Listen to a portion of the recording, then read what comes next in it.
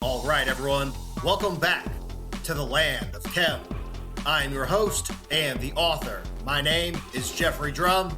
Thank you all so much for joining me again. All right, everyone, welcome back. Now, in today's Sunday site visit, we return to the Giza Plateau to document the ongoing controversy regarding tourist access to the site, which, for better or for worse, will forever change the experience of visiting and researching these three pyramids forever. Ladies and gentlemen, as always, thank you all so much for the support. I think that is it for today's intro, so without further ado, let's get right to it. All right, everyone, here we go with tonight's episode. All right, everyone, welcome back. And a little bit of a different topic for the introduction of today's video. So we're here in the local Giza neighborhood. Local area. Iwa. Hello. And some of you may have heard that the two traditional main gate entrances onto the Giza Plateau are being closed forever. So the main gate at the Mina house is already closed, and the Sphinx gate will be officially closed tomorrow. And for me, this is heartbreaking news, because one of the reasons that I originally fell in love with Egypt and part of my decision to move here was based on my experience here in the local Giza neighborhood. It's hectic, it's chaos, but there's something so beautiful about this area, and unfortunately it's a tragedy that people will no longer be able to see this. So today, I'm gonna take you with us as we walk toward the Sphinx Gate area so that you can see the local Giza neighborhood, perhaps for the last time.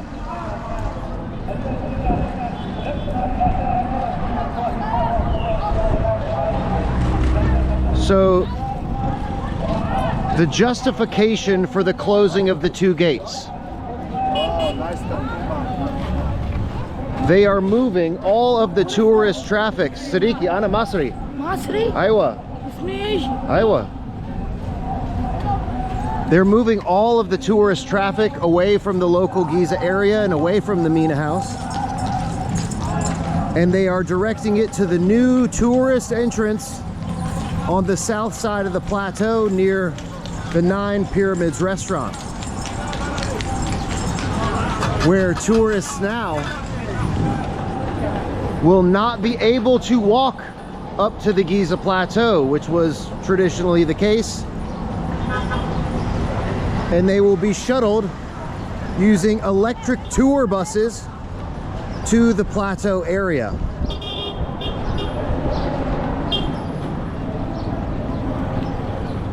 Now, as someone who has done this 100 times and walking up to the Giza Plateau being one of my favorite things to do, again, it is heartbreaking that they are moving the entrance to the plateau. And, you know, Alexa and I were talking about this last night, and this may be our last time walking. Well, we'll still come up here, but this may be our last time walking from the Sphinx Gate entrance up to the Giza Plateau.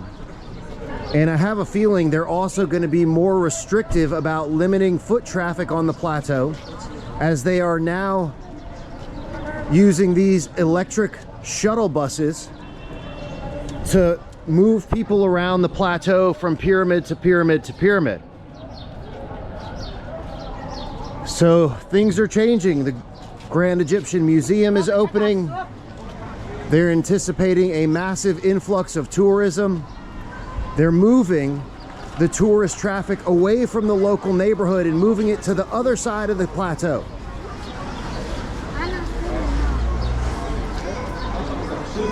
So, of course, you know, I can understand both perspectives.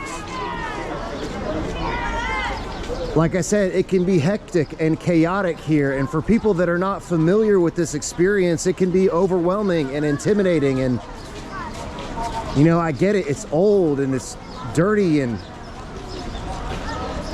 you know, grimy is certainly a word that's applicable, and there's street hustlers and all sorts of, I mean, it's a madhouse. But I love this neighborhood. Yeah, this is where Alexa and I met. We spent our first day together here. I have so many memories from this area. Man, it just, I don't know. I'm not thrilled about it. So now you'll get to see everything that we usually pass by on our walk to the plateau, and we're gonna do a before and after comparison. Obviously, we're not gonna stop coming to the plateau. And you know, our next time up here, it may be on these electric shuttle buses.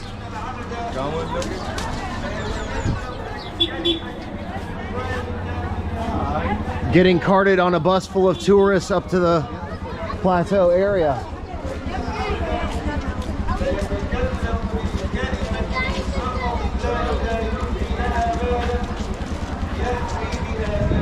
Down this way through the neighborhood is the way to the Lost Causeway. Our good friend Yusuf, his shop is over here.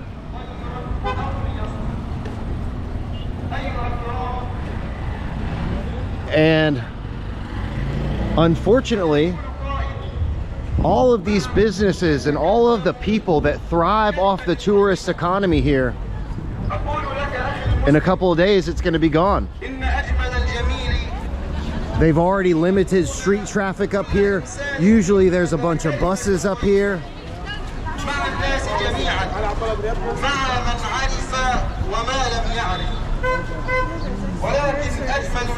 There's what? Extra prayer services and the gathering of the neighborhood. Yep.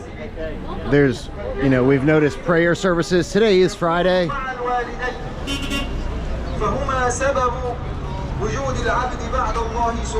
I don't know. It's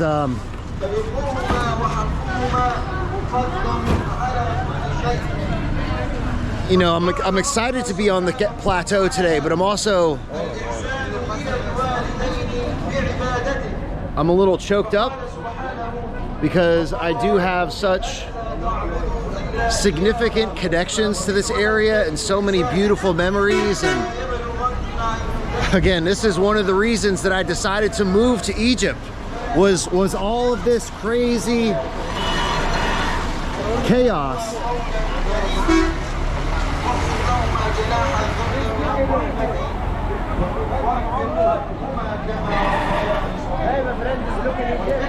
أيوة أنا بعيش هنا سنتين أنا مصري. So it really fucking sucks that people will no longer be able to have this experience. أيوة أنا بوافق.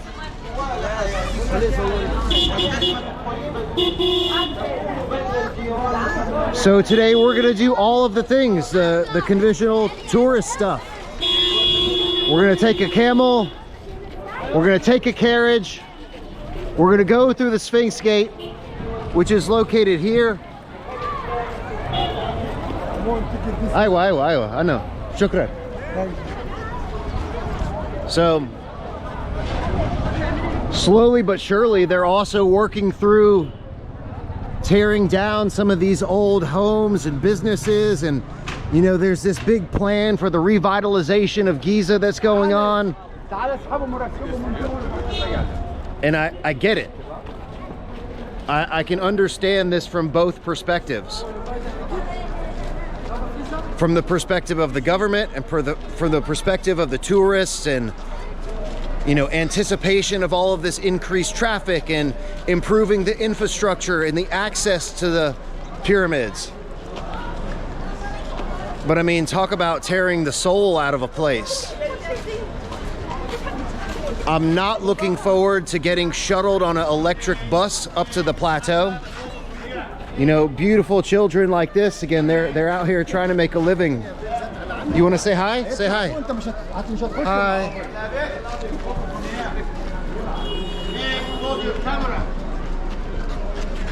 No photo. Hey, no photo. I can film. Please. I know, it's okay. So I know, Giza, you're a police. So we are documenting the Giza Plateau neighborhood. We live here 2 years, and we know that the Giza Plateau is closing. So we're making a film to show people this area that we love so much. We love this neighborhood, and we want to make sure that people can see this neighborhood before it's closed forever. This is very, very sad. It's okay. Ma fish moshkela. Yes, yes. Okay. So again, it's their protocol that we're not allowed to film out here, and it's okay. So I'm gonna agree with this, but I think they understand what we're trying to do here. So we're gonna go one last time to the ticket office, and we'll be right back. So this is the area that's referred to as the Sphinx Gate. And you can see over here the Sphinx statue. Sorry. And unfortunately,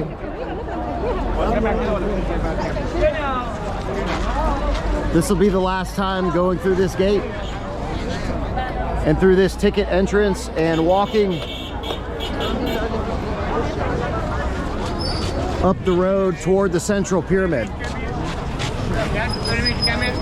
Now, what's going to happen to this neighborhood is still to be determined. All these restaurants and shops and people, everything's still going to be here, but without the tourist traffic. And this is a very unfortunate end of an era.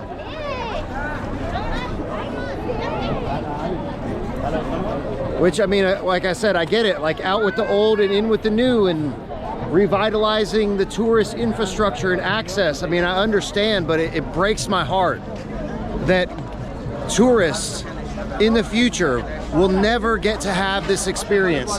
They'll never get to see the beautiful people of the Giza Plateau neighborhood.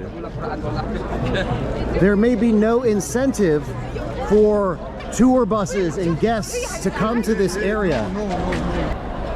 All right. So again, from the realistic perspective,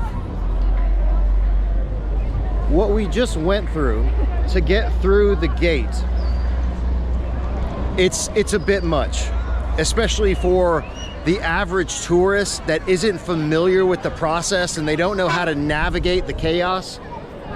I mean, there's got to be 2,000 people that have come through that gate in the last, I don't know, half hour probably. There's 1,000 people out there. And today is Friday, and it's an absolute madhouse out here. There are tons of people out here. And there were some protests on the plateau with the local camel and carriage operators on Tuesday when they were first doing the test run of the new access to the Giza Plateau. And the whole plateau is owned by a company called Orascom, Pyramid Entertainment, which that phrase and name of the company makes me absolutely sick.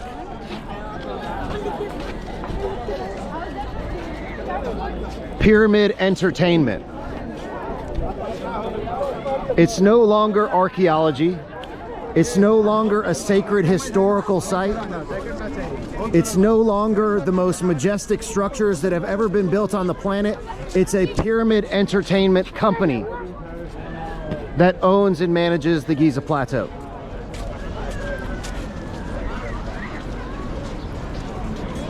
And unfortunately,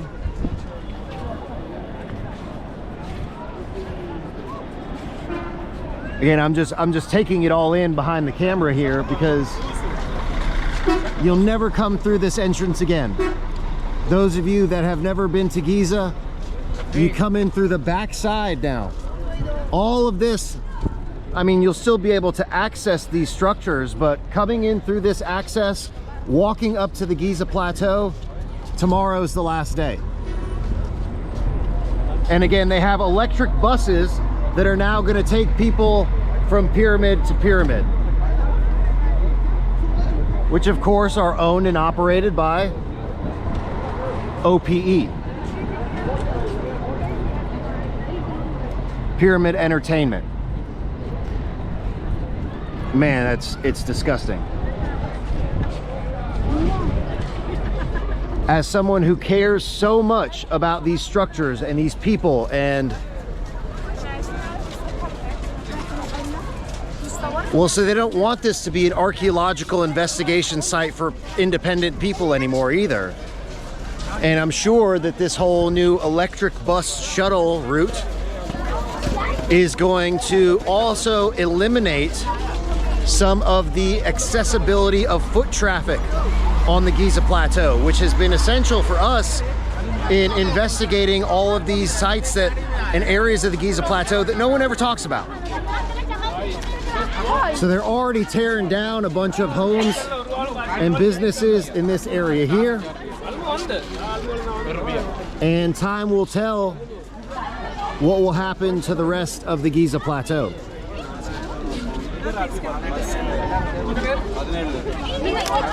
And Lex is upset, and I'm not thrilled either about this, because we've done this so many times and we love this part of coming to Giza.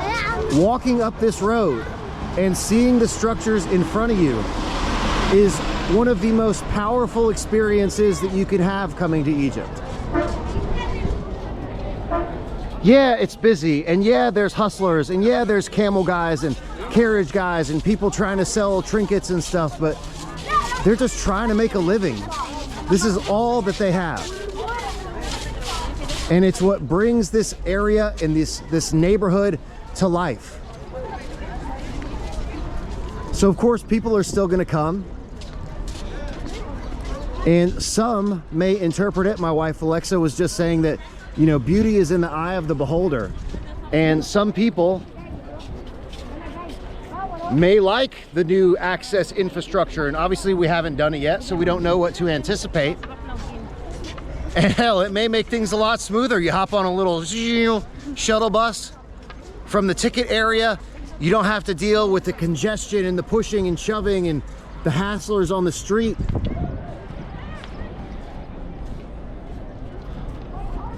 But like, I love that part. And again, the Giza Plateau experience is one of the main, not one of the main things, but it was certainly a part of my decision to move to Egypt. Because I love the people, and I love the energy, and I love the chaos, and I don't know, so time will tell. And I apologize for the extended introduction as we get to the actual research bit of today's episode, but I think that this is important. Because, again, it's an end of an era, it's an end of a legacy, it's an end of something that is absolutely critical to the heart of the Giza Plateau experience in this neighborhood.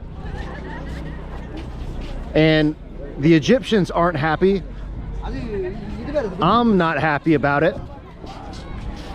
The idea of riding an electrical bus with a bunch of other tourists being shuttled around to the different pyramids, it's I don't know.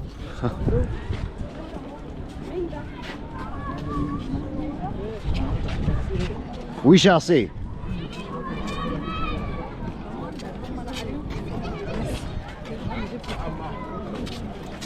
Hey, Mr. Wekari strong? مشايز دلوقتي شكرا. Maybe later. Have a good day.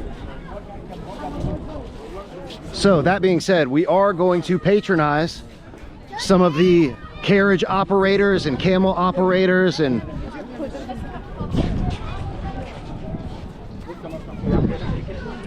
Now again, these services will still be offered on the plateau, but they're sort of moving all of that area away from the main traffic around the structures.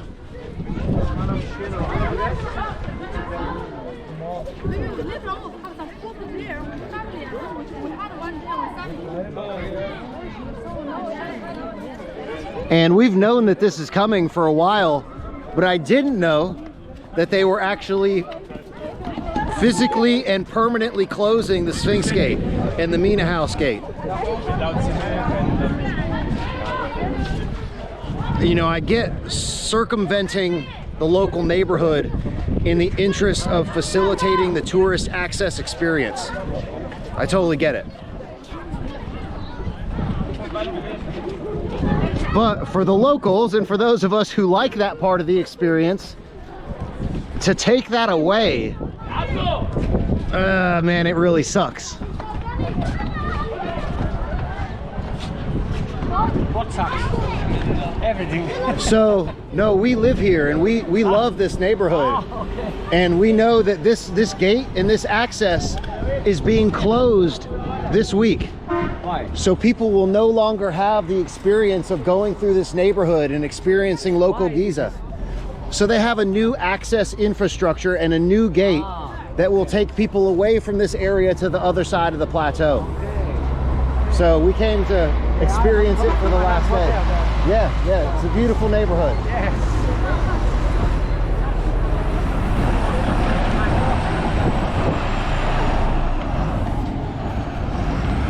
So, you know, again, from that guy's perspective, I don't know if you could hear him on camera, but he was, you know, complaining about the trash and the dogs and the cats and that everything sucks up here. So I get it. I get it from both perspectives.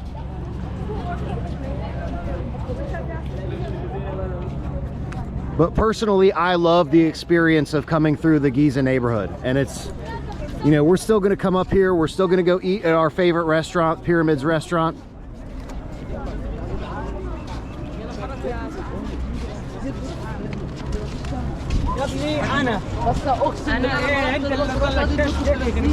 And I'm sure this road will still be open. It's not like they're closing this road.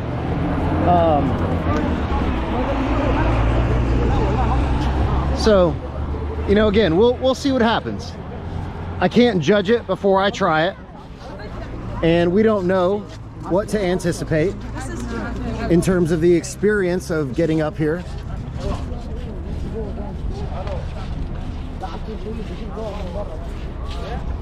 But looking at this view and walking in next to the Sphinx before we go up to the Central Pyramid or the Great Pyramid, this is one of my favorite parts about coming to Giza. Because it's like preparing your psyche for something that it's barely capable of comprehending.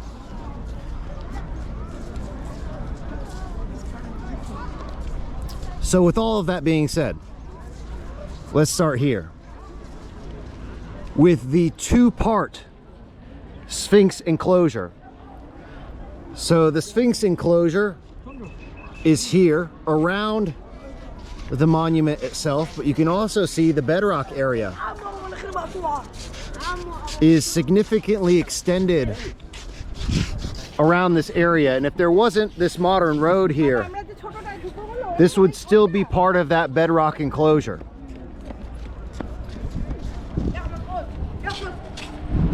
And I think today we might take the route up the causeway.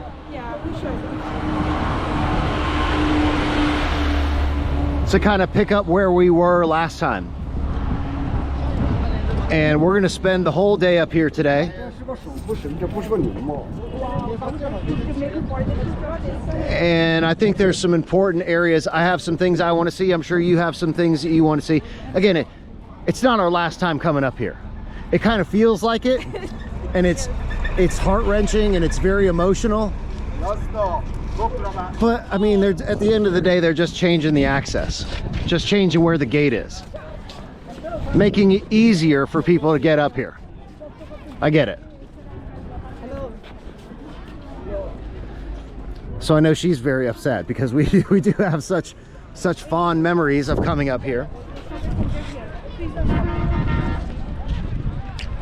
Love you too. You know, our first date, I'll never forget it. it was me. Well, I won't go into great detail, but it was an amazing experience that first day. All right. So 1, 2. This one is closed with a gate. This tunnel here circumvents back toward this main one. Horizontal shaft systems. Subterranean horizontal shaft systems that are subsurface below the Giza plateau. I would say these are approximately, after converging here in this area, 30 meters below the Giza plateau. Now, why do I use that depth?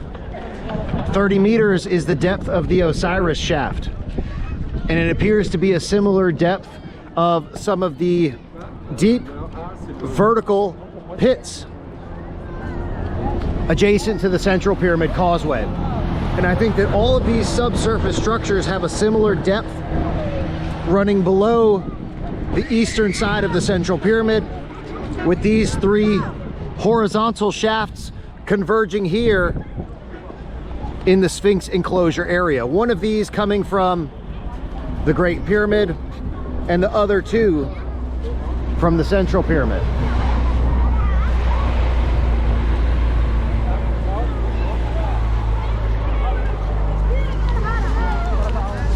And I think today, no cuts, no edits. No cuts. Let it roll.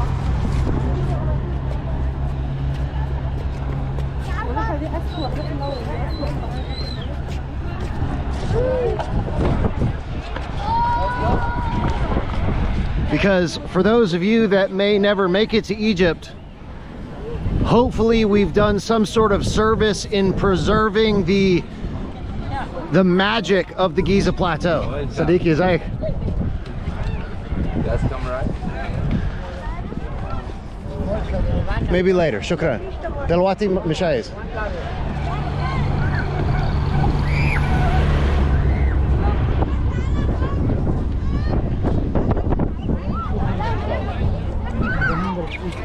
Hi, buddy. Mickey Mouse, he says the name of the camel.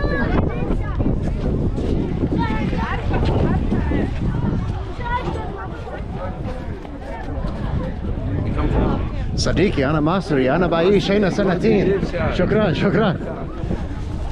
So as much as people see this as like hassling and pestering and an annoyance, I mean, I think we've become rather fond of the experience up here. And you know, we know all these people and they've seen us hundreds of times up here.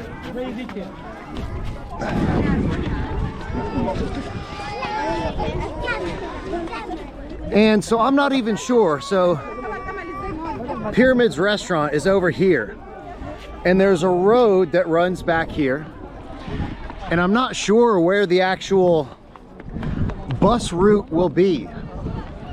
I'm sure we'll kind of get some indications of where that is as we're walking around today.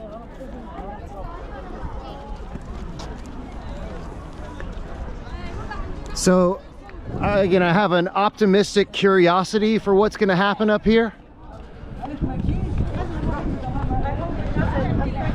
Creatures of the plateau, and that they're taken well care of. Right. So that was the big objection, is the transportation, right? The carriages and the camels and the horses. This has been an institution on the Giza Plateau since time immemorial. Since there was a Giza Plateau, there were camels and horses and carriage operators up here. And now, this entire industry, if you want to call it that, is not necessarily eliminated, but rather circumvented. And they're going around it and they're trying to relocate them to other areas. So there's a little animal parking area over here, which is where they are pushing all of the camel operators.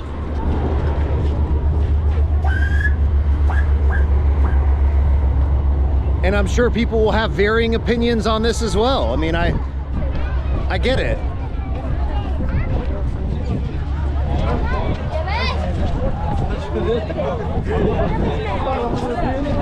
And it's nice and cool up here today. Nah, Mishai, shukran.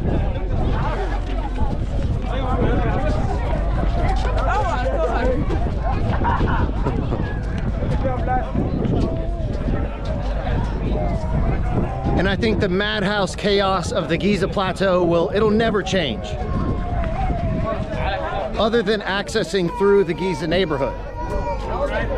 Mishai, Tuatha, shukran. All right.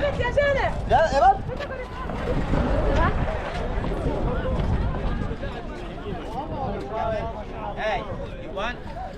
And I'm also 200. 200, you got this set. I am an advocate for exceptional animal treatment. And I want the best for all of these horses and camels and dogs on the Giza Plateau. You know, not that the dogs have anything to do with it, but we always see these plateau dogs up here that guard these pyramids, and this is their territory, and you know, that'll probably never change either. We were looking at this obstructed, what looks to be a passage that might connect into that channel system adjacent to the Great Pyramid in the previous Sunday site visit. I mean, look at that horse, is beautiful. That gray speckled pattern.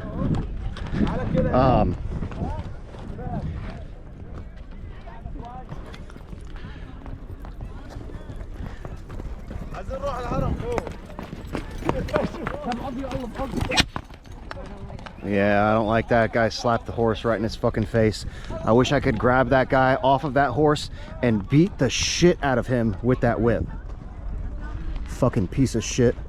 So, you know, again, you'll hear both sides of the argument. For, you know, it's not going to eliminate the camels and stuff. It's still going to be here. But these people just aren't going to be making as much money. Apologize for my French, but that really pisses me off.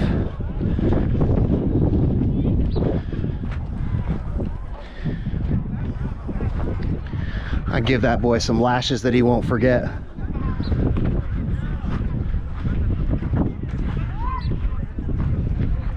All right, so while we're here in this area, we'll check these out.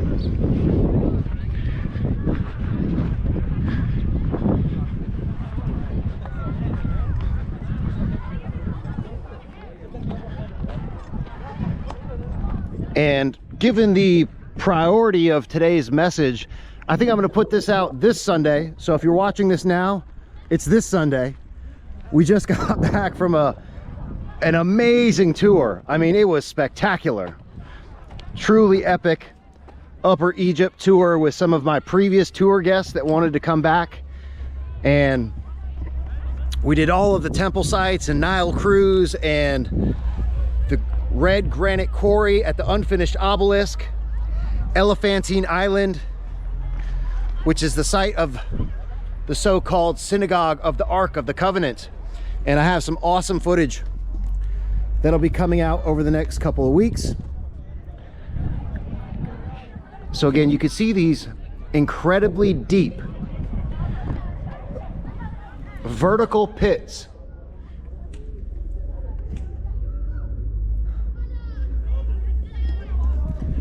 that go down into the Giza Plateau. We're here adjacent to the causeway of the Central Pyramid. And I don't know how well you'll be able to see that, but there's like a rim around here. Does it go? A separation. And I'm wondering if those are, there looks like there's several of those. There's one a bit deeper too. I wonder if those are inlets, perhaps leading into this shaft. And I'll show you a few other areas where it does appear that there are. Okay, so you have the vertical pit and the transverse horizontal shaft that literally connects all of these things. So all of these pits go straight down, and there are transverse horizontal shafts deep below the bedrock here that connect all of these things.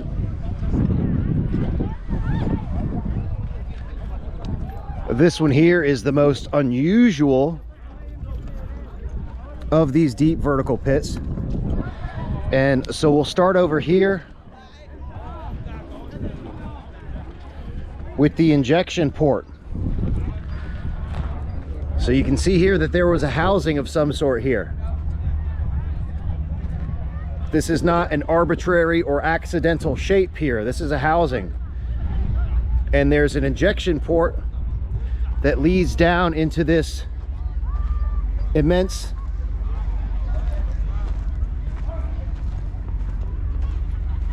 vertical pit. And you can see where that port, and there looks like a secondary one here, because there's fluid erosion in this hole here that goes down into the pit. And there's clearly fluid erosion here.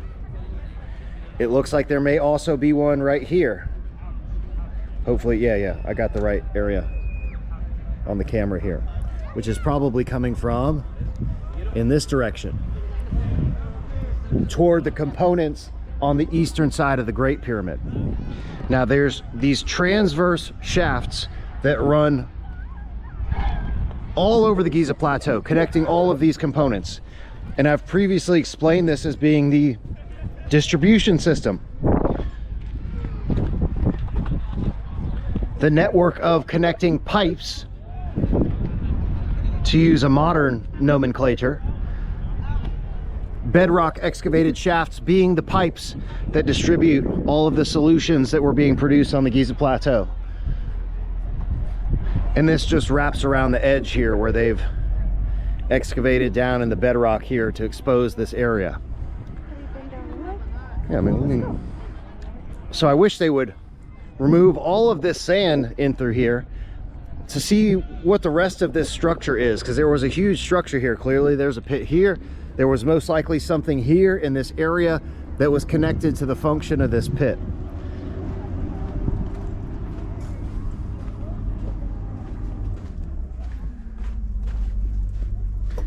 And yeah, there's trash and stuff back here, and it just goes to the dead end. We can walk back up over this way.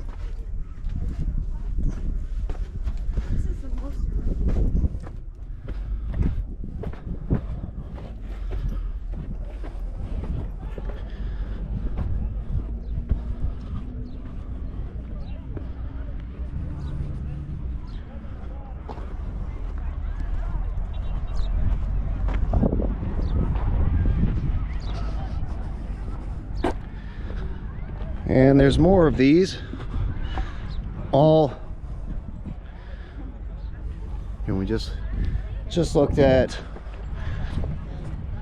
I don't know which one we were looking at. They're all the same. Now, for those of you that are on the members only channel, you've also heard how I've proposed, and there looks like a housing here, that the function of these shafts is also integrated with the function of the Osiris shaft.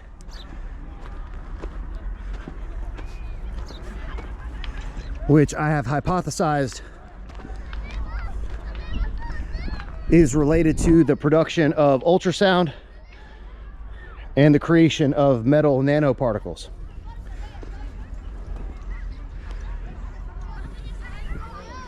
This is one of the deepest, and you can see, let me go around to this side, there's a huge vertical channel running down the length of this pit. And again, I get the intuition that this is connected into the distribution infrastructure that was here. Oh, there's another one. Yeah, there's another. They look to be all at the same level. There's like a rim that goes around. Correct.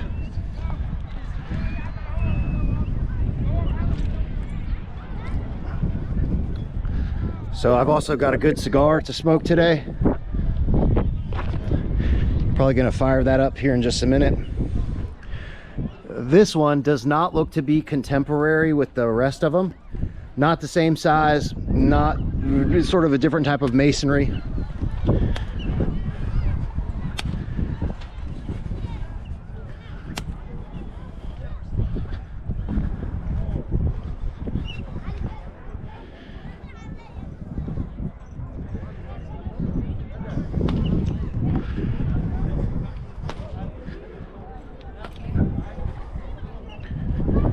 And I think that these were leech mining pits. That the metal ore could have been put down in these pits and leached with the acidic solutions that were being produced here on the Giza Plateau.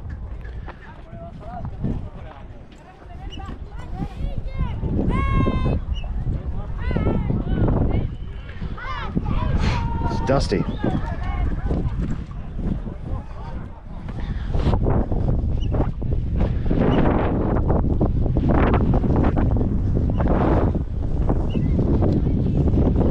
So before we get to the first pit,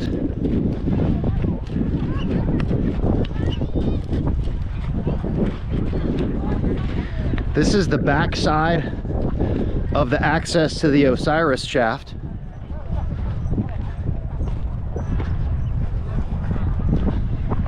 Over here,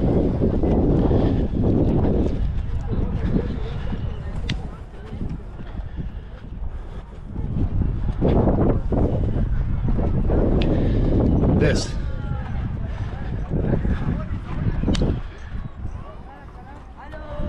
rather mundane looking opening is the northern access into the transverse entrance into the Osiris shaft.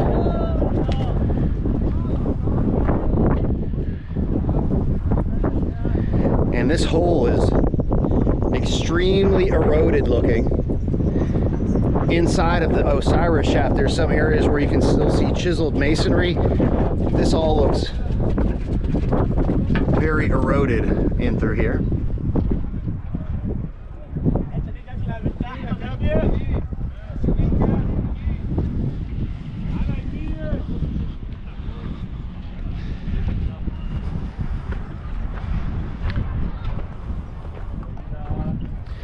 And we can cross over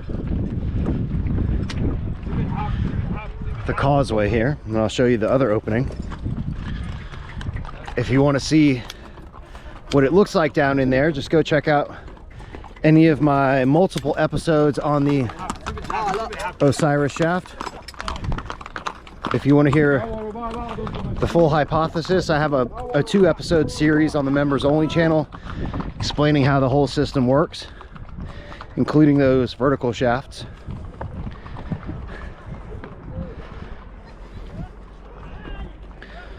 Which, to give you a little hint on things to come, a key component of which is a basic solution.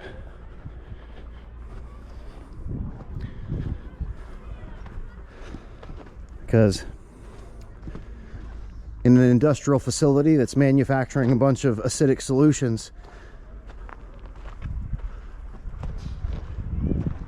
having a neutralization agent is also critical.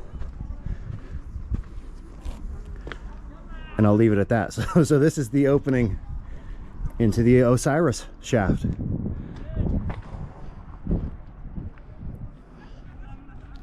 Which goes down 30 meters into the bedrock. 3 different levels. That contains some, well, originally there were more than 2, but now there's only 2 containers down in there. Well, it's closed, I know. Hey. close it. Yeah, I know. It's okay. Close it. Yeah. Don't forget here. I know boyfriend. So you do have to get special permission to go down into the Osiris shaft. And as I was saying, there's 2 containers that are still down inside of that structure. Here's another one of these pits. You can see the channel, vertical channel here. That also, there's a series of pits running down this way. I go here. Okay. Go here, please.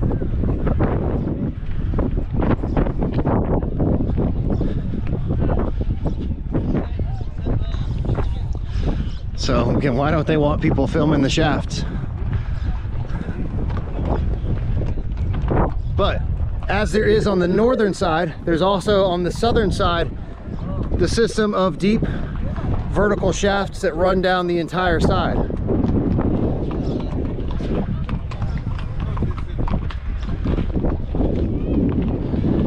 The whole plateau is a giant integrated system.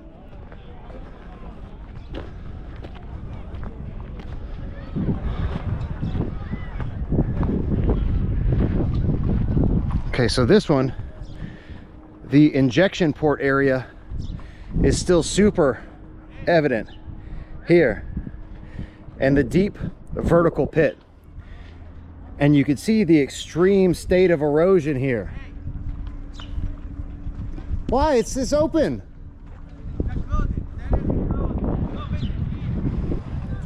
Never had that before. Well, yep.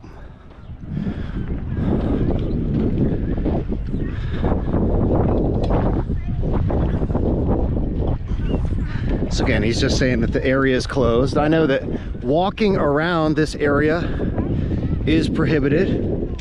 We've done that on numerous occasions and have good documentation.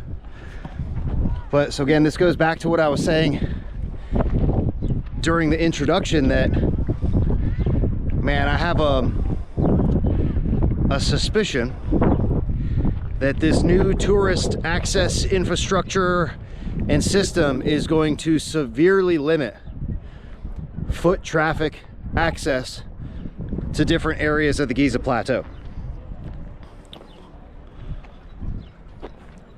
I imagine there's going to be way more guards.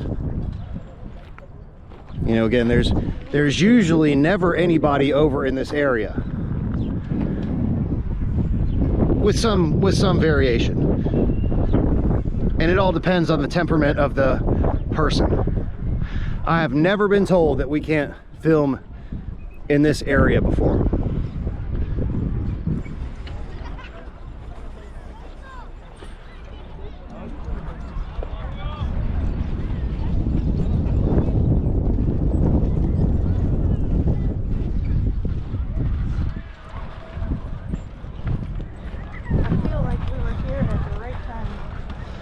Yeah, Lex just said that she, feels like we were here at the right time for us to be able to get.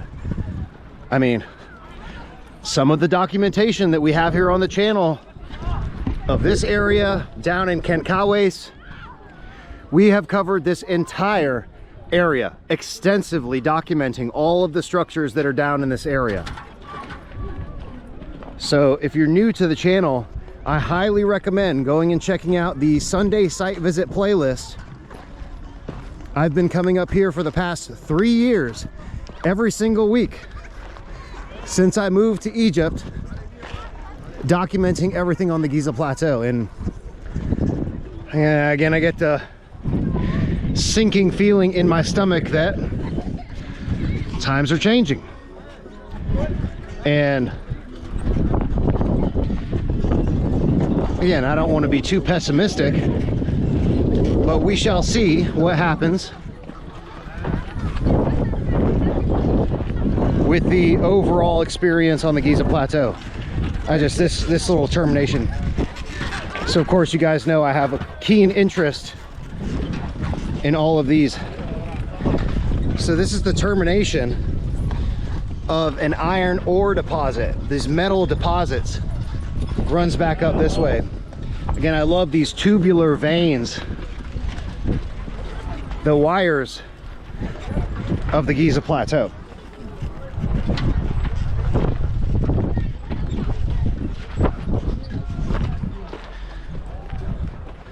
And I've also shown how these veins converge down into this area as well. Go check out the Giza Iron Veins playlist for chemical composition analysis, detailed map. Now this is super eroded. Okay, this pit here, super eroded. And this is blocked up with modern blocks.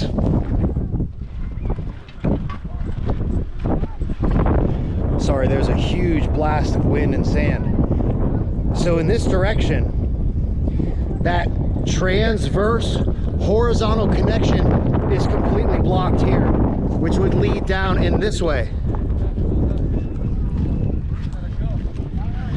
Again, just remember that there is an underground infrastructure, subsurface infrastructure, connecting all of the aspects of the Giza Plateau and all of the components of the Giza Plateau.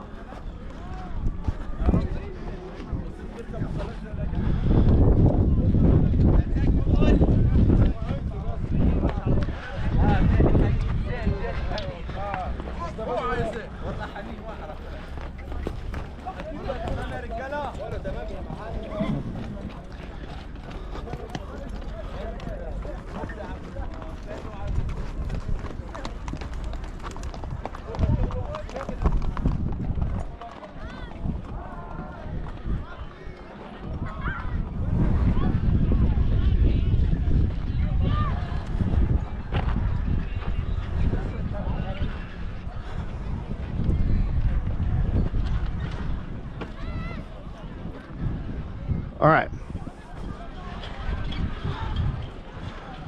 So here is where we really get to the most profound deposits of metal ore. All in through this area.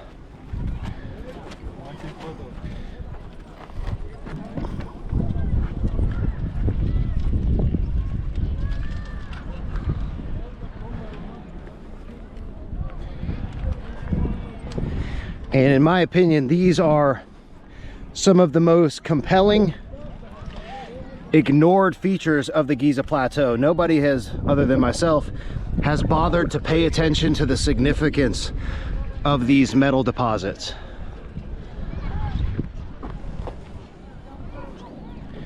Some of these still looking very much like melted deposits of iron metal. But these deposits also have a ton of other metal elements, including both gold and silver.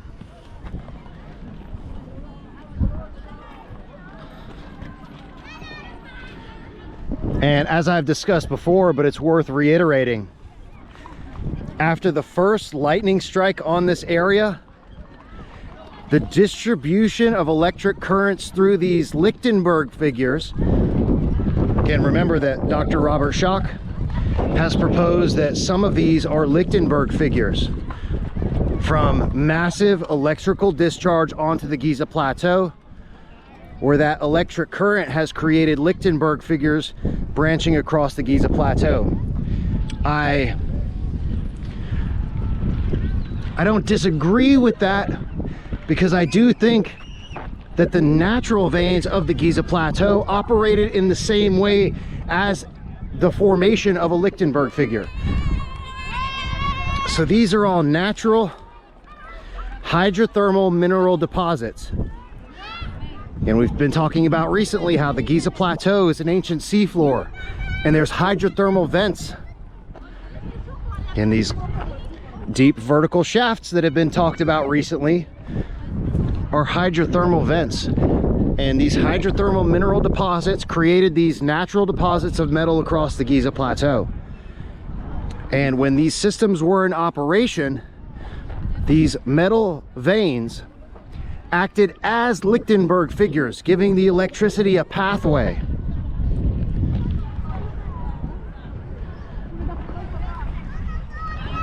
That connected all of the components of the Giza Plateau chemical, manufacturing, and mining system.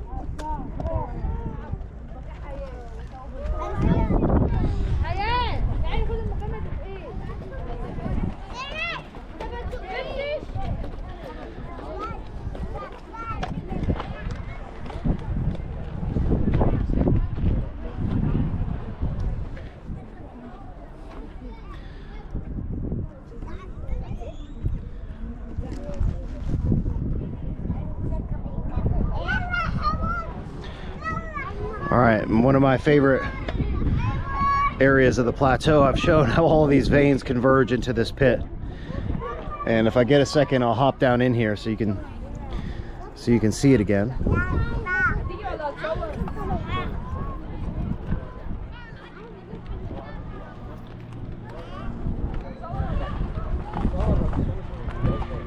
And there's a lot to unpack, even just in this area of the Giza Plateau, which again, nobody ever pays attention to these things. Unfortunately, the alternative function of the Egyptian pyramid community only focuses on the function of the Great Pyramid, as if all the rest of this stuff was insignificant, which I highly disagree with that perspective. It's all a huge system. All right, so before they recently covered this thing up,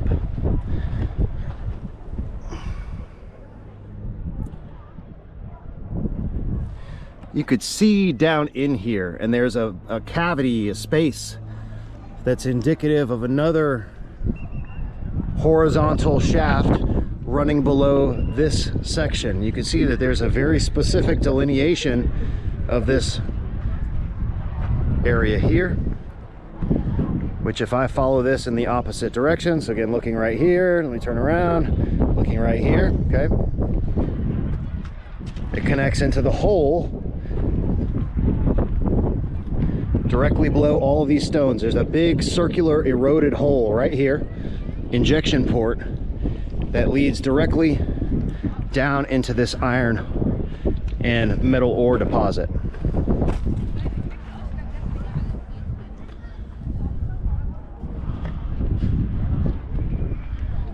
And I'm gonna get, while the getting's good, we'll hop down in here. We'll show you. Sometimes this thing is moved, but it goes, I've shown this on so many other occasions, but you can see the light coming through here.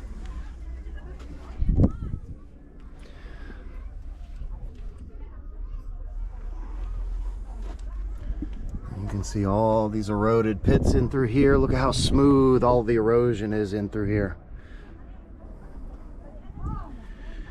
And one of everyone's favorite artifacts,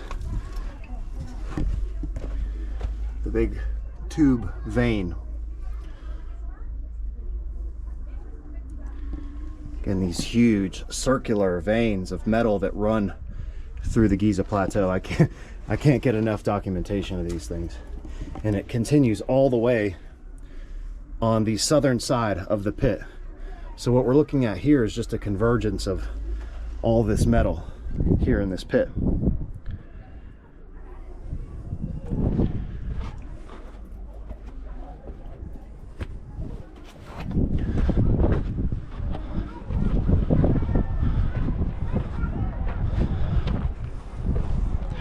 All right, so I think where we kind of left off last time, I am going to cut real quick. We have some friends meeting us up here, and I believe they are at the ticket gate now.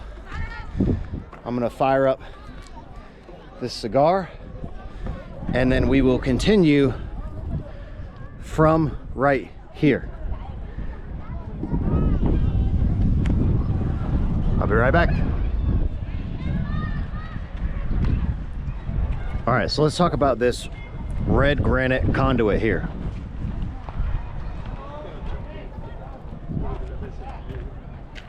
We're gonna follow the red granite conduit under this lintel.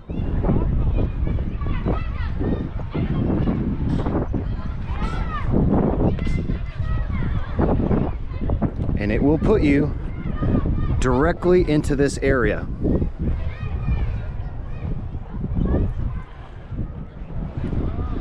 So that piece terminates here, leading directly into this area with the pit that I was just down inside. All this metal ore, the injection port over here. And this pit, I would 90%, if they excavated this whole thing, I would almost guarantee that it goes down and further out in this direction. It goes way down and it connects into this entire system that we've been looking at leading down the causeway. Now, I also have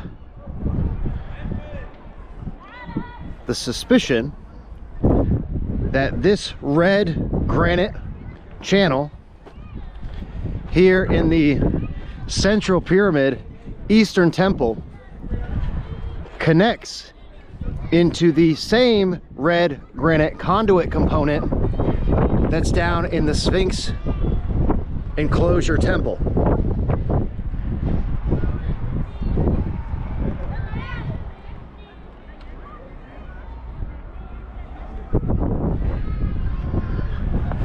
And this component may have actually connected all of these pit systems.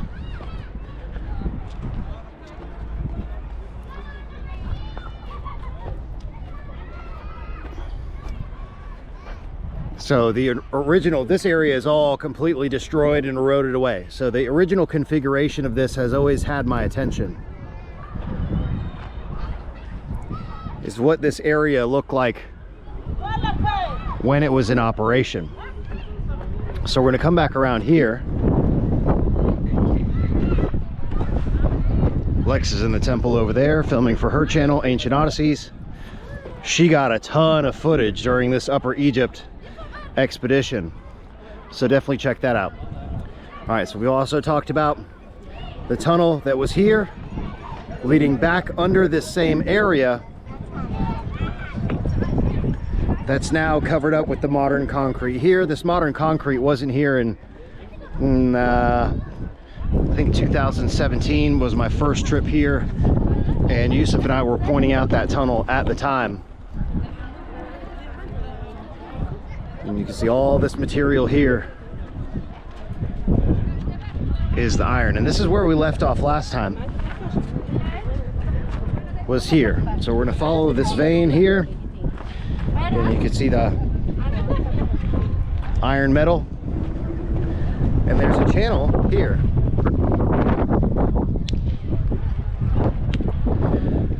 So we'll follow this channel, and this is the exact same configuration that we saw in the pits adjacent to the Great Pyramid,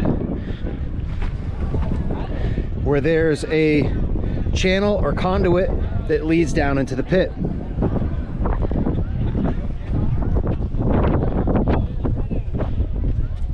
This pit also being a huge convergence of these metal veins. You can see this material here.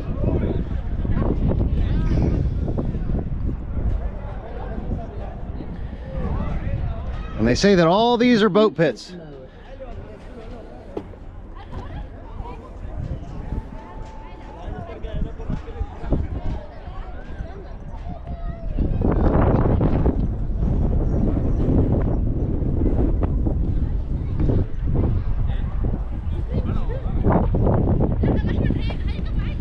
You can really clearly see the channel there where Alexa is standing. that the channel feeds down into this pit. And this is also the area where there's the most metallic looking deposits. And I'm gonna reiterate a point that I kind of slipped in last time. In the chemical analysis of this material, we have found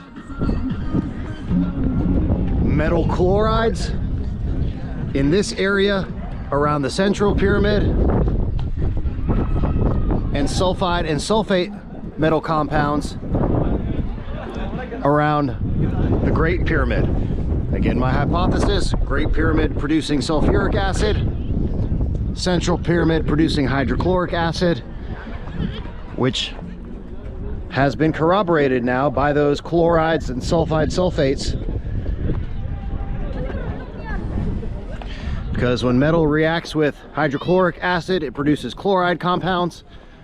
When metal reacts with sulfuric acid, it'll produce sulfides and sulfates.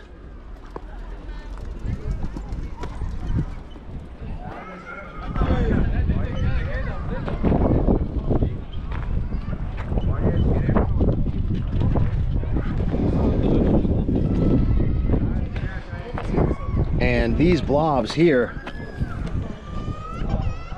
I mean, it literally looks like pieces of melted iron.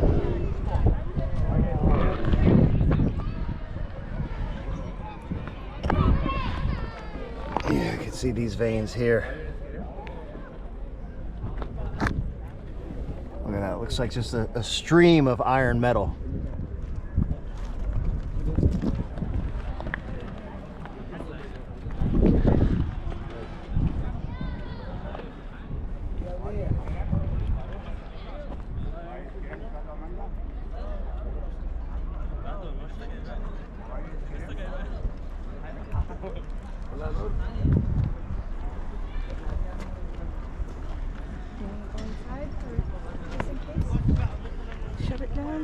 Well, I mean, that gate is covering the area where you can kind of go down in there.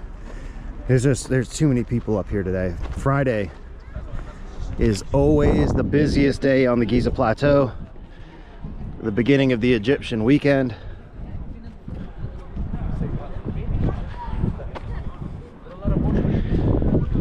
And it does seem like they have a pretty abundant security presence up here today as well.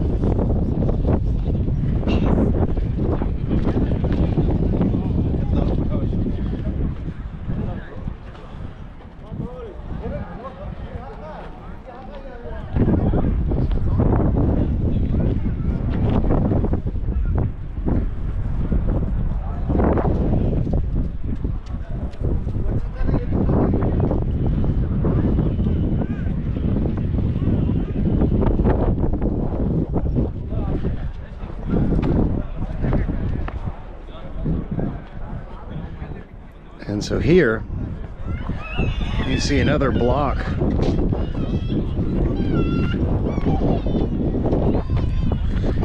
Here, this red granite channel, which this may have been here originally, connecting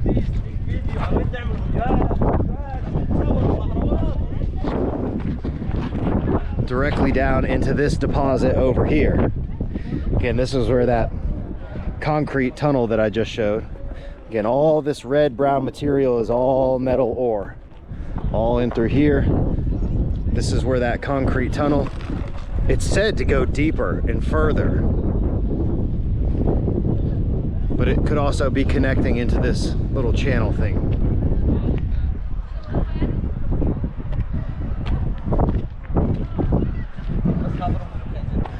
Again, these sort of out of place components, it's almost impossible to say exactly where it was originally. But again, look at all this metal deposit in through here. Sorry to interrupt. Yeah. But what exactly are you explaining? So hang on one sec. I'll be right back. All right, everyone. I hope you're enjoying the video. And please remember to subscribe for more content if you're interested in the technology of ancient civilizations utilizing physics and chemistry and the function of the Egyptian pyramids and other ancient structures from around the world. If you want to help support the channel, you can pick up a copy of the Land of Chem book and grab some merch at thelandofchem.com. And for access to exclusive content, subscribe to the members-only channel now with 19 massive research episodes revealing some of my most groundbreaking discoveries thus far. Links to everything in the video description below. Thank you all so much for the support. Now, back to the video. All right, so we're taking a break here in the shade on the side of the central pyramid. What could be better? And let's do a recap. Got my cigar fired up, about halfway done with this thing. All right. So, first point. A comprehensive theory about the function of the Giza Plateau system has to address all of the components. The pyramids, the temples, but also the anomalous features like the Giza Plateau iron veins, the pits, the conduits, channels, vertical pits, shafts, Osiris shaft. And to me, it is a detriment to understanding this entire system if your theory only addresses one thing.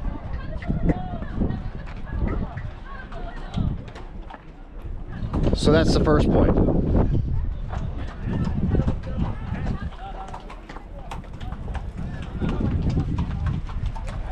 Second point.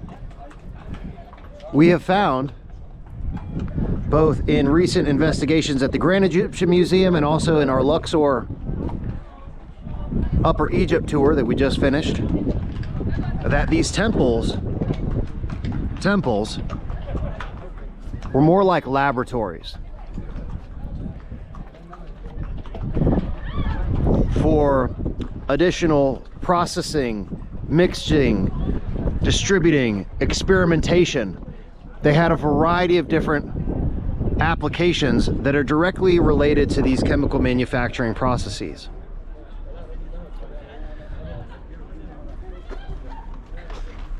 And all of the structures that we've been investigating here to the southeast and northwest of the Great Central and Final Pyramids were integrated into this industrial manufacturing and mining operation. So we've been down to the Cancawes industrial city, which was the harbor and distribution area for the Giza Plateau. And we've also investigated some strange structures up here on the northwestern corner of the Great Pyramid that also appear to be integrated into this system. And so these guys that just came up were asking me a bunch of questions about what we were filming for and what I was talking about. They had never heard anyone mention the iron vein deposits or, well, obviously any of the other stuff that I was talking about. But I think it's important to present the Giza Plateau as a network of interconnected components.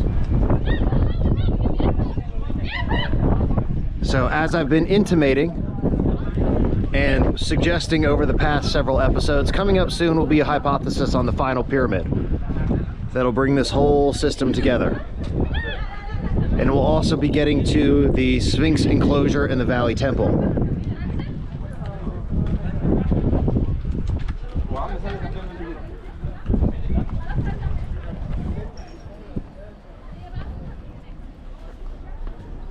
Which YouTube channel? The Land of Chem. Hello.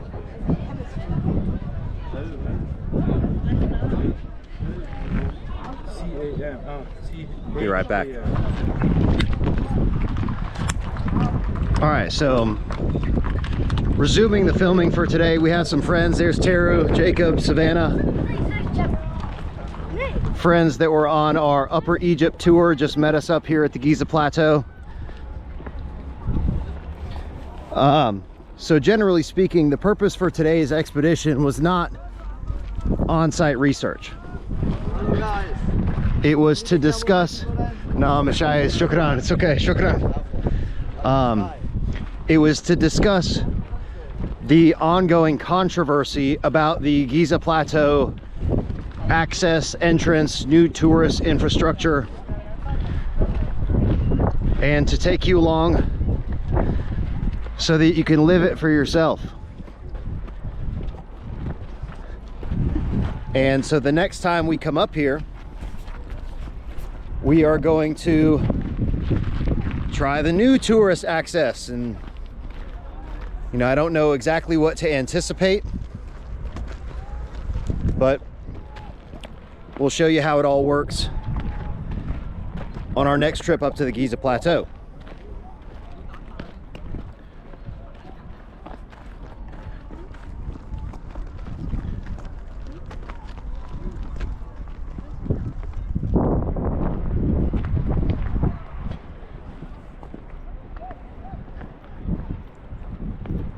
And now every time I come up here, I can't unsee the integrated nature of all of the components on the Giza Plateau.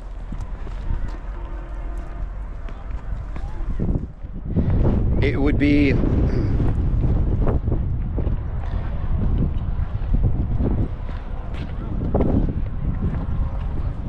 inaccurate and I think disingenuous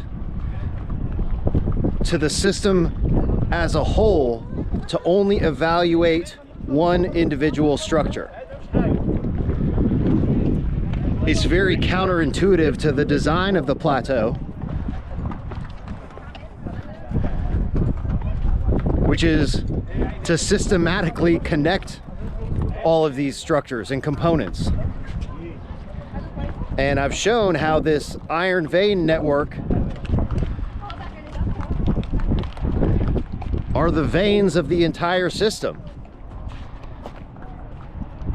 So they selected the location for the construction of all of these monuments here on the Giza Plateau because it had all of the naturally occurring materials and infrastructure that would not only be necessary for the construction, specifically the quarrying of limestone blocks on the Giza Plateau that were brought from the quarries in this area and directly into the structures, but then also for the natural features that were integrated into the function of all of these.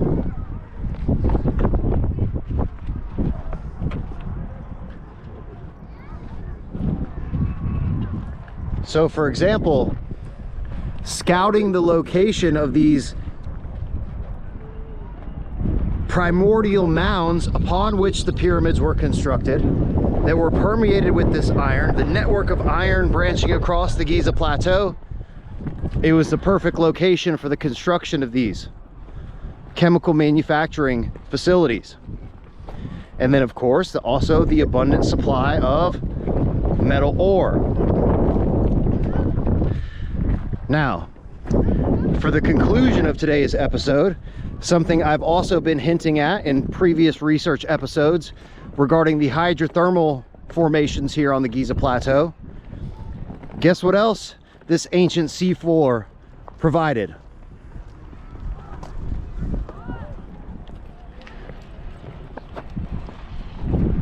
And I think I'll leave it at that. We'll see. If you know what it is, leave your guess in the comment section below. I have suggested this in previous research episodes regarding the hydrothermal vent system and the iron ore caves, which are also directly associated with another critical ingredient of the Giza Plateau chemical manufacturing process. Another reason why they specifically selected this location for the construction of these pyramid chemical reactors. All of the resources that they needed to operate this system were already here, natural features of the Giza Plateau.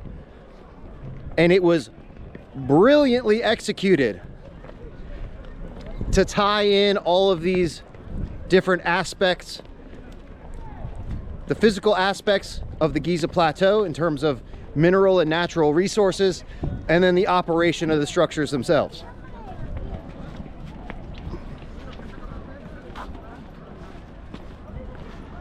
And a little look at the ass of the Sphinx.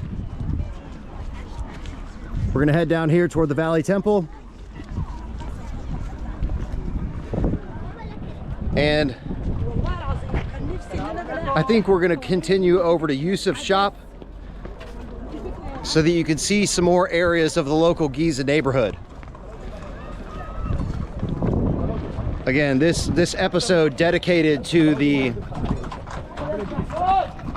lifeblood and the soul of the Giza Plateau that is this local neighborhood.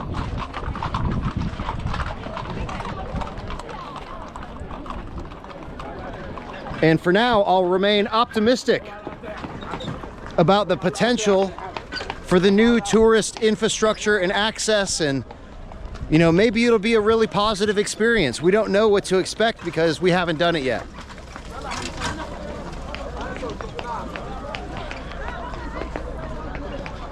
And hopefully we will still be able to continue our long treks across the Giza Plateau, which granted, I mean, sometimes we've run into security personnel that tell us, hey, you can't go here, and you know, we come back another day when they're not there.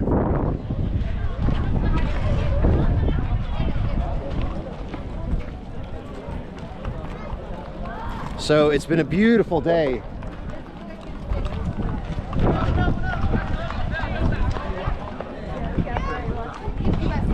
And you know, all of these shops here leading off the Giza Plateau, hopefully all this stuff will still be here.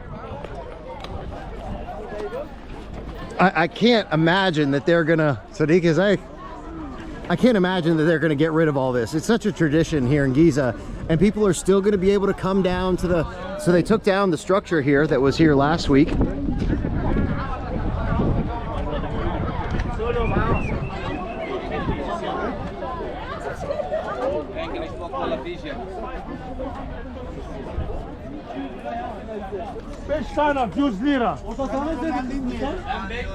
And we never really show this stuff.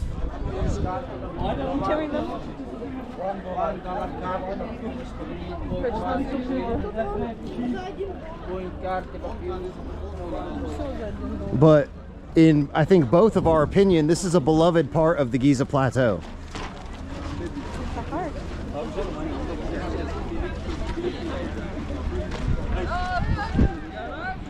And this is one of the reasons that this is such an intense controversy right now, because some people hate this.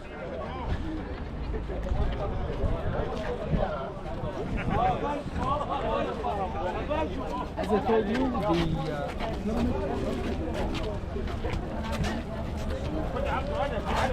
All right, so we're gonna head out. We'll be right back. So for you, those of you that stayed tuned to the end of the video, here's a little treat. Okay, so this is the access infrastructure from the Giza neighborhood into this cemetery over here, which is one of the sort of big mystery areas of the Giza Plateau. It is a modern cemetery, and they have it open because today is Friday and people are visiting their beloved relatives and family that have been interred in the cemetery. But you'll see it's also right next to this huge megalithic structure known as the Wall of the Crow, which this is directly connected into the Giza harbor and floodplain area. And this was, in my interpretation and part of the hypothesis, is that this is a part of a sluice gate and a lock system that was used to control floodwater distribution into the area adjacent to the Kent Cowways industrial town. And this outcrop up here is Gebel Gibli. So we've been on the other side of this in previous research episodes and Sunday site visits, where we walked up to the top of this mountain. There was definitely a structure at the top of this and there are huge vertical shafts in the top of this bedrock outcrop that are connected into this cave system. And of course, this cave system, in my opinion, is directly connected to the Tomb of the Birds cave system that runs below the Giza Plateau and connects all of these structures. They also know that there's some very ancient sycamore trees that are within this cemetery, where this grove of sycamores is referenced in ancient Egyptian text. Specifically, that recount the Sphinx being struck by lightning and the trees here in this area being struck by lightning. There's also wells, huge deep wells that are in this cemetery that go down into the Giza bedrock.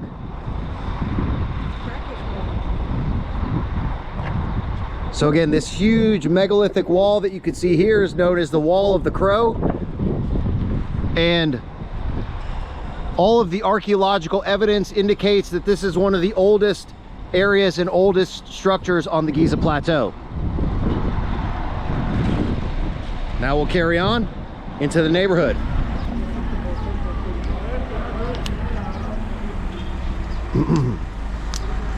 All right, so now we're gonna walk through the local neighborhood, and we're gonna go visit our good friend Yusuf Awiyon's shop, the Kemet School shop.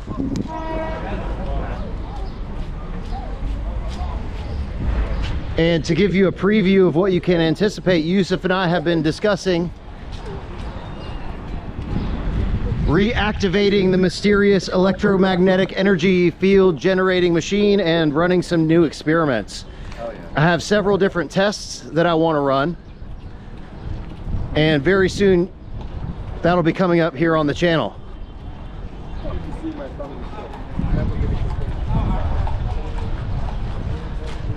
And if you haven't seen those episodes, there's a two-part series of our previous experiments with these electromagnetic energy field generating machine, testing some of the properties of limestone, granite, basalt, and calcite crystal that were previously more demonstrations than experiments. So I want to get a little bit more scientific about the approach, and I have some actual experiments designed.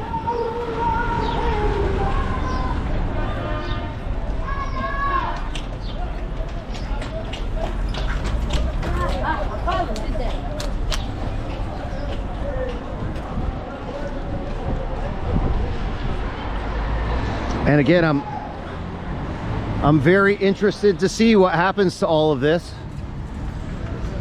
over the next month and year.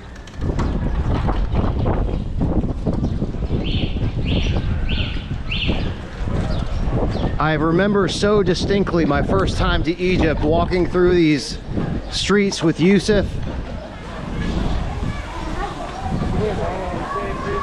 And this is it.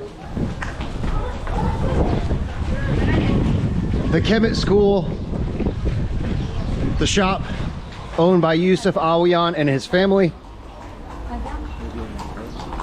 And when you guys come to Egypt, let's not say if, but when you come to Egypt, please still come to the local Giza neighborhood and come see Yusuf's shop. You can see the Kemet sign, the big red granite obelisk.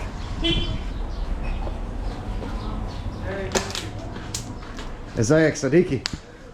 Good to see you. Good to see you. What's up? How are you, man? Good.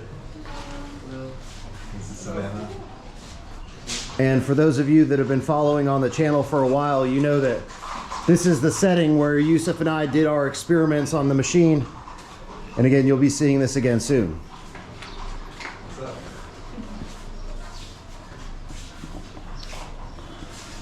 All right. So I think that will conclude today's episode. A documentary a testament and a dedication to the local Giza neighborhood and the Sphinx Gate entrance. So the end of an era and the dawn of a new period of tourism here in Egypt. Such is the nature of things. And we shall see what the new entrance process, tourist infrastructure, access, ongoing investigations on the Giza Plateau, it won't deter us in any way. It's just the way things are. All right, until next time, Masalema. First, a quick announcement.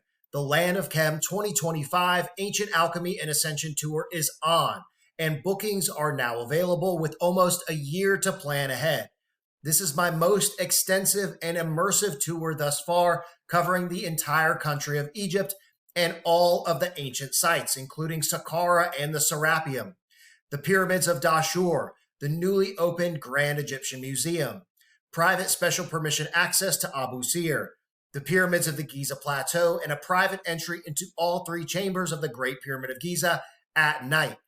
Then we fly to Upper Egypt to explore Luxor Temple, Karnak Temple, Dendara, the Temple of Seti I, and the Osireion, followed by a Nile cruise to investigate the Hatshepsut Temple, Kamombo and Aswan, Abu Simbel, and finally Elephantine Island, possibly one of the final resting places of the Ark of the Covenant. This is a once-in-a-lifetime opportunity to experience the best of what Egypt has to offer. So if you are interested in joining, please send me an email with the subject line 2025 Egypt Tour to contact@thelandofchem.com, and I will send you the full tour itinerary and pricing details. Thank you all so much, and I will see you soon in Egypt. All right, everyone, that is it for today's video. This was Sunday Site Visit 99, the ongoing Giza controversy and the Sphinx Gate closed forever. I really hope you enjoyed today's video, and in the next episode in the series, we will do an up-close, on-site examination of one of the most fascinating in-situ artifacts in Egypt, known as the unfinished obelisk. If you haven't already, please subscribe to the Land of Chem here on YouTube if you're interested in the ancient technology of a lost civilization utilizing physics and chemistry and the function of the Egyptian pyramids and other ancient structures from across the world. If you want to help support the channel, check out the Land of Chem members-only channel for exclusive research content, and thelandofchem.com if you want to pick up a copy of the book or grab some merch, both linked in the video description below. If you want to follow me on Instagram or on X, my handle is @thelandofchem. Also, don't forget, after you finish watching this video, please go subscribe to our other channels, Ancient Odysseys, Let's Go with Lex and G, and for all you cat lovers out there, Egyptian Trash Cats, also linked in the video description below. Ladies and gentlemen, as always, thank you all so much for the support. I think that is it for today's episode, so I will see you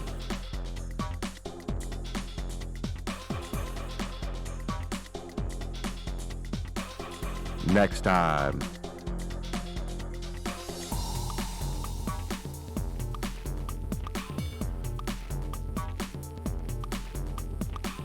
Yo, are you still watching this? Please subscribe to the Land of Chem here on YouTube and click that little notification button. New videos coming out every single week. And check out this other episode. Come on, do it. Do it now.